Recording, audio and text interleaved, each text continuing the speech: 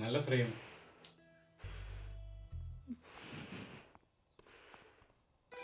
അനൽ മേലെ പനിത്തുളി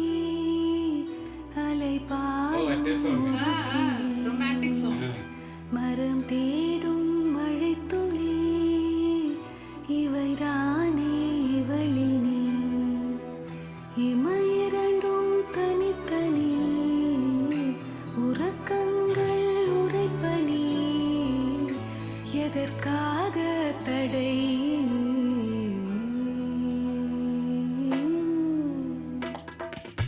அனல் மேலே பனித்துளி அலை பாயும் மரம் தேடும் மழைத்துளி இவைதானே இவளினி இமையிரண்டும் தனித்தனி உறக்கங்கள் உரைப்பனி எதற்காக தடை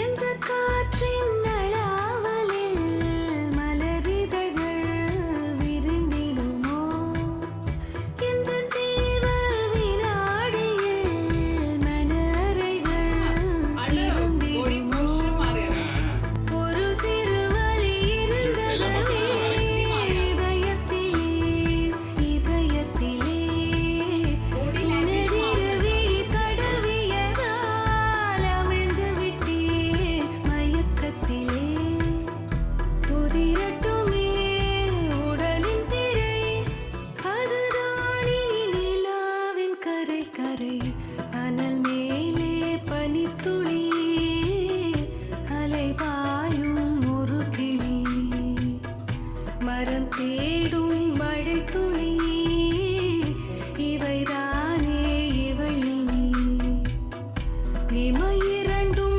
தனித்தனி உறக்கங்கள் உரைப்பனி எதற்காக தடை நீ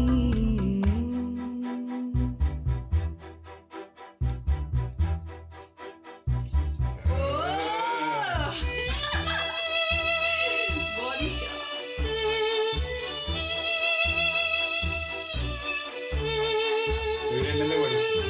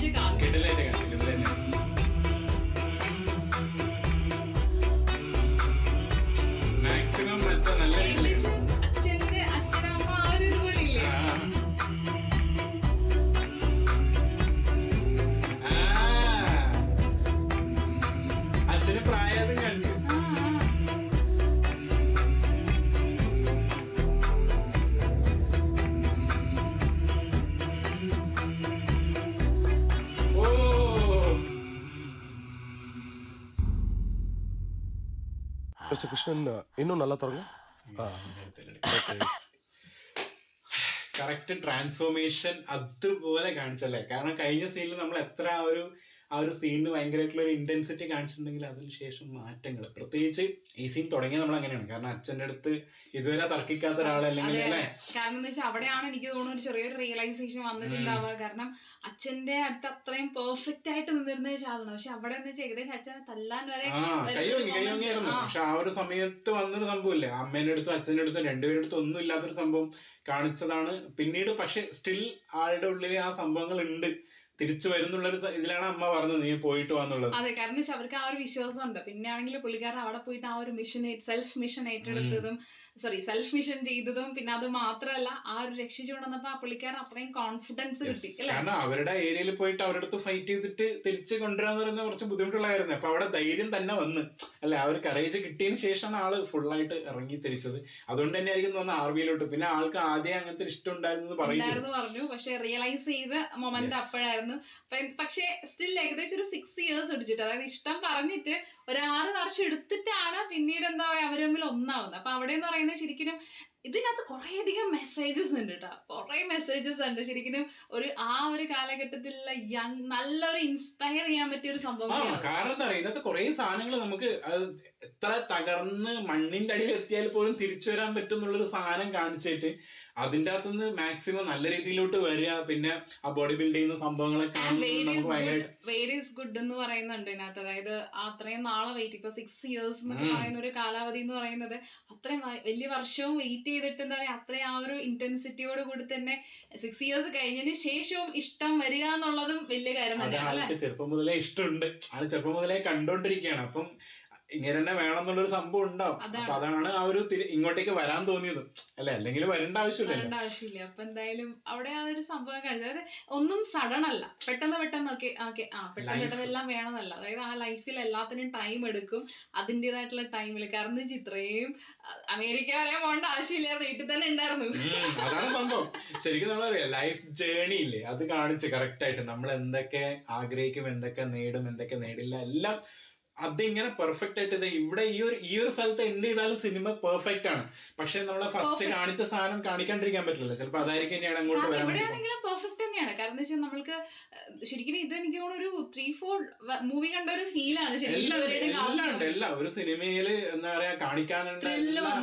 അവിടെയാണ് ഫൈറ്റ്, പിന്നെ റൊമാൻസ്, പ്ലസ് ആ ഒരു ലോസ്റ്റ് സംഭവങ്ങൾ, അതായത് എല്ലാം കൂടി മിക്സ്ഡ് ആണ് സംഭവം. ഇതുവരെയും കണ്ടതിനകത്ത് ഫാമിലി മൂവി ഉണ്ട് അല്ലെ, ഫാമിലി മൂവിന്റെ ആ ഒരു ജോണറും ഉണ്ട്, അതും സാറ്റിസ്ഫൈ ചെയ്യുന്ന രീതിയിൽ തന്നെയുള്ള ഇതുവരെ കണ്ടത് ഗംഭീരം. പക്ക ഇൻസ്പയർ ചെയ്യാൻ പറ്റില്ല, ഒരു ഇൻസ്പിറേഷൻ എന്നാണെങ്കിലും നമുക്ക് പറയാം. അത് പ്രത്യേകിച്ച് ഞാൻ പറയുന്നില്ല. അതായത് എന്താ പറയാ ആ ജീവിതം എടുത്ത് കാണിച്ചു വെച്ചിരിക്കുന്ന ഓരോ ഫ്രെയിമും എനിക്ക് തോന്നുന്നു പലരുടെയും ലൈഫിൽ പല പല മൊമെന്റ്സ് ആയിട്ട് കണക്ട് ചെയ്യാൻ പറ്റുന്ന ഒരു സംഭവം കൂടിയിട്ടാണ്. അതിന്റെ കൂടെ തന്നെ ജീവിയും ഹാരിസ് ജയരാജ ഒരു കോംബോ അവര് കറക്റ്റ് ആയിട്ട് യൂസ് ചെയ്തിട്ടുണ്ട് ഹാരിസ് ജയരാജനെ. കാരണം വെച്ചാല് എല്ലാ സ്ഥലത്തും ഒരു സ്ഥലത്ത് പോലും ബ്ലാങ്ക് ആവാണ്ടിരിക്കാൻ ശ്രമിക്കുന്നുണ്ട്. അത് എന്തെങ്കിലും ഒരു ബീറ്റ് ഉണ്ടാവും അല്ലെ, ആ ഒരു ബീറ്റിലായിരിക്കും സീൻ ഇങ്ങനെ പോവുക. അപ്പൊ നമുക്ക് ഒരിക്കലും ബോർ വരില്ല, ആ ഒരു ഫീൽ ഒരിക്കലും വരില്ല. കാരണം എന്താ പെർഫോമൻസ് ഉണ്ട്, അതിനോട് നല്ല ഫ്രെയിംസ് ഉണ്ട്.